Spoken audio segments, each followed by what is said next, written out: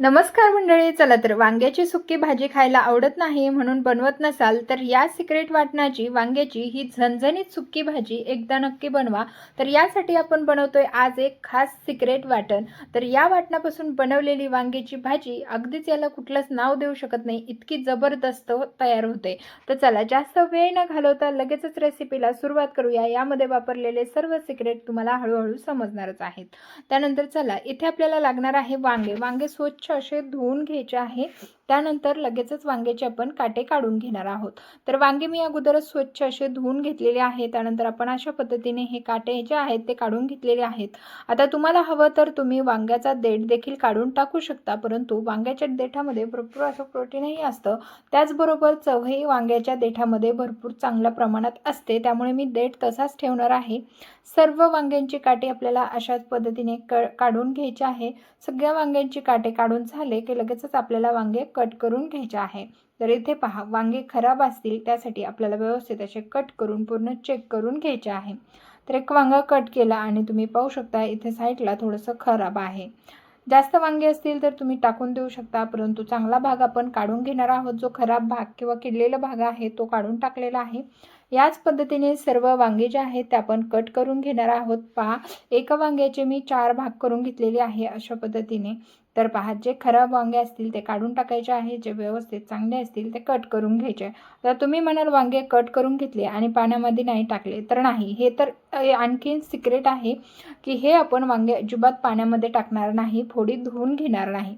वांग्याच्या फोडी घेतल्या. आता यामध्ये ना अगदी थोडंसं मीठ घालून घ्यायचं आहे. पहा, थोडंसं मीठ टाकून घेतलं की लगेच थोडीशी हळदसुद्धा टाकून घ्यायची. मीठ आणि हळदीमध्ये आपल्याला ह्या फोडी फक्त अशा पद्धतीने मिक्स करून घ्यायच्या आहे.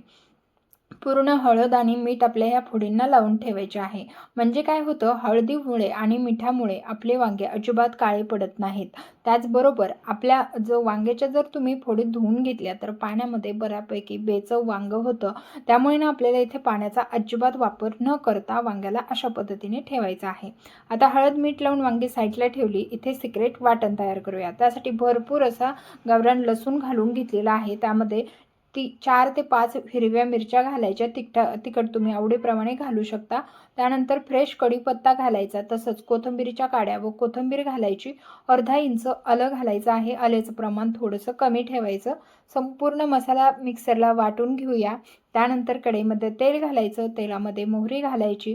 मोहरी चांगली तडतडली की लगेचच आपल्याला त्यामध्ये पाव चम्मच किंवा अर्धा चम्मच इतके जिरे घालून घ्यायचे आहे. जिरेही चांगले फुलून वरती आले की आपण तयार करून घेतलेलं वाटण यामध्ये घालून घेणार आहोत. तर इथे पाहू शकता, जिरे आणि मोहरी चांगली फुलून वरती आली होती. लगेचच आपण तयार करून घेतलेलं वाटण या तेलामध्ये घालून घ्यायचं आहे. आता आपण वाटणामध्ये वापरलेले जे काही जिन्नस आहेत ते अगदी 1 मिनिटभरामध्येच परतल्या जातात, त्यामुळे त्याला जास्त वेळ तुम्हाला हे वाटण परतण्यासाठी लागत नाही.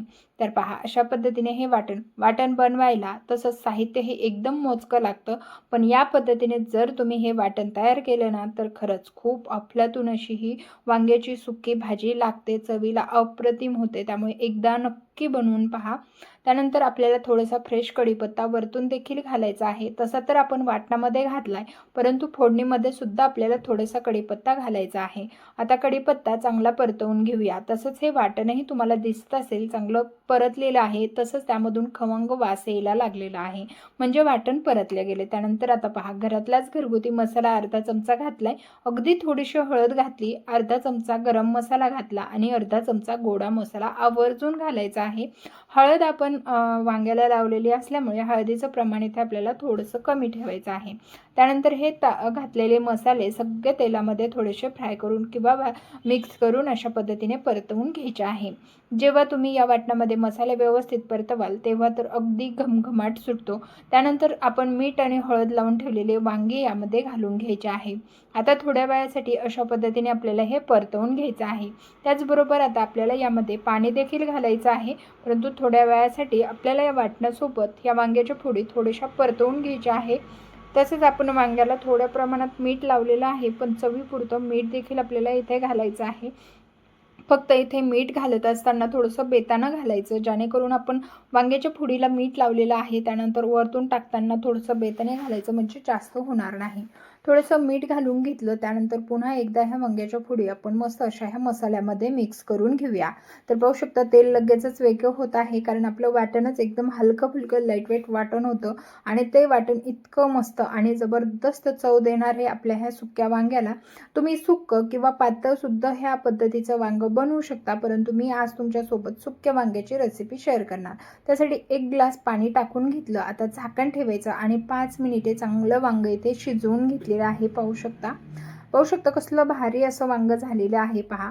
अशा पद्धतीची तुम्ही आमटी यापेक्षा जास्त प्रमाणातही ठेवू शकता, परंतु आपण इथे ना एकदम असं थोडंसं जास्त कोरडं न करता थोडंसं ओलसर असं वांगं तयार करणार आहोत. सगळ्यात शेवटून यामध्ये भाजून घेतलेल्या दाण्यांचा 2 चमचे इतका कूट घालून घ्यायचा आहे.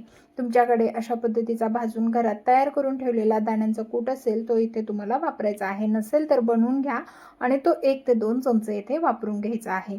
त्यानंतर आता इथे आपण हा शेंगदाण्याचा कूट देखील यामध्ये मिक्स केलेला आहे. तर मस्त अशी आपली भाजी बनवून तयार झालेली आहे. पाहू शकता अप्रतिम अशी चवीची झालेली आहे. तसंच अख्खा घरभर वास घमघमाट सुटलेला आहे. इतकी चविष्ट होते. त्यामुळे मी सांगते म्हणून थोड्या प्रमाणात का होईना ही वांग्याची सुक्की भाजी एकदा तुम्ही नक्कीच ट्राय करा. टिफिनसाठी जरी दिली ना तरी ती अप्रतिम लागणार आहे. त्यामुळे मी तर ही भाजी टिफिनसाठीच बनवलेली आहे. छान अशी भाजी आपली बनवून तयार झालेली आहे. वरतून गार्निशिंगसाठी थोडीशी कोथिंबीर घालूया आणि मस्त अशी झणझणीत आणि चमचमीत वांग्याची भाजी तयार आहे. रेसिपी कशी वाटली मला कमेंट करून नक्कीच सांगा. रेसिपी आवडली असल्यास लाईक, शेअर आणि सबस्क्राईब करायला मात्र विसरू नका. तसंच तुम्ही जर ही वांग्याची भाजी घरी ट्राय केली तर तीही मला कशी झाली कमेंट करून कळवायला मात्र विसरू नका. तसंच तुम्ही इथपर्यंत व्हिडिओ बघितला त्यासाठी खरं तर मनापासून धन्यवाद.